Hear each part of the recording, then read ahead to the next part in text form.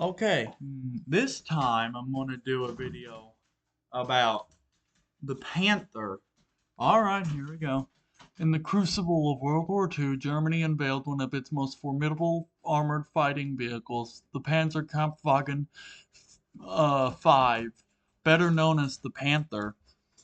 It had an 80 millimeter upper frontal armor plate sloped at 55 degrees, giving effective penetration giving it an effective or line of sight thickness of 139 millimeters.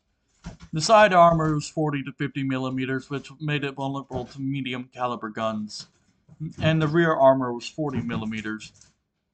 It was the design principle, like it was designed to have slope armor to reduce the weight of the vehicle and materials needed while maintaining protection. It was also inspired by the Soviet T-34.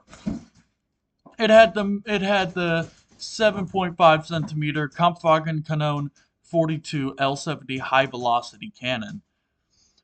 For any of those who don't know how many millimeters 7.5 centimeters is, it's 75 millimeters. It could pierce 150 millimeters of armor at 1,000 meters with its Panzergranate 39/42 ABCBC round. It had two 7.92 by 57 millimeter Mauser MG34 machine guns, coaxial and hull mounted. It was pretty effective. It was superior to the Tiger I's 88 in terms of velocity and penetration at long range, making it deadly against Allied armor. Also, it had like the gun was like very effective, and since the round was of a smaller caliber, that means the round is lighter, so you could fire quicker. Because like if I'm carrying it, if I'm trying to load a 17 pound, now obviously it's not 17 pounds, it's much bigger, but if I'm trying to load a 17-pound shell versus a 6-pound shell, which am I going to load faster, 6 pound or 17 pound? Which those are British shells. And the 17 pounder fired a 17-pound shell, and the 6 pounder fired a 6 pound shell. But anyways, the engine was a Maybach HL 230 P30 V12 gasoline 700 horsepower engine. It had the ZF AK 7-200 transmission with 7 forward gears and 1 reverse gear. It only had like 3 km/h reverse gear. That's terrible. Its top speed was about 46 kilometers per hour or 29 miles per hour on the road and about 25 kilometers per hour cross country. It had a torsion bar suspension system, which was pretty much every single German tank of the war, with interleaved road wheels, giving excellent cross country performance but complicating maintenance. Yeah, it was a huge problem for the Tiger. Mud and and ice would jam into the road wheels. I mean, just there are some instances where you need to remove like 6 wheels just to get to one road wheel. They're interlapped like 3 wheels. So 1 wheel, 2 wheels, 3 wheels, and that was all the way down. And there were like 6 wheel lengths.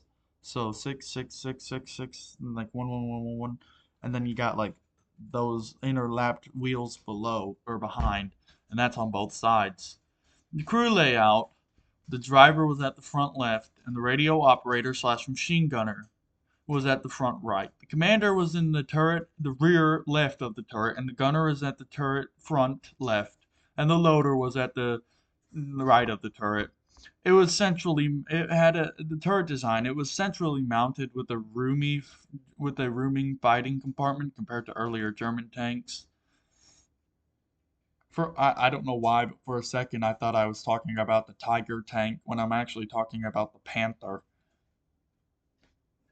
So basically, the Panther D, it had terrible turret traverse speed. It had like um it had a set amount of RPMs that it could use from the engine, and that made the turret traverse terribly slow. Hold on, let me search that up.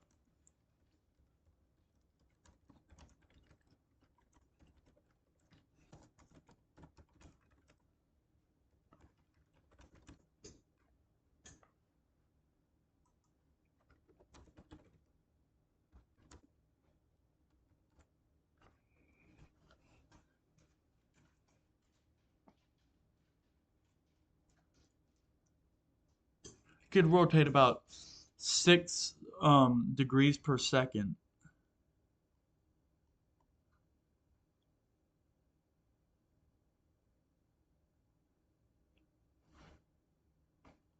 The Panther A, G, and F could reach um, 20 to 24 degrees per second. So that's terrible when you look at it. It's terrible. The Panthers. I gotta plug the computer in. I'm talking louder because I do not know if you can hear me. Sometimes when I'm sitting right at the computer, it'll cut out, and that really annoys me. Like in the Tiger 2 episode, I was speaking about the shot trap on the Tiger 2 pig turret, and it cut out. Therefore, you couldn't really get a good idea of what I was speaking about unless you knew much about tanks, which I doubt you do because you don't study tanks.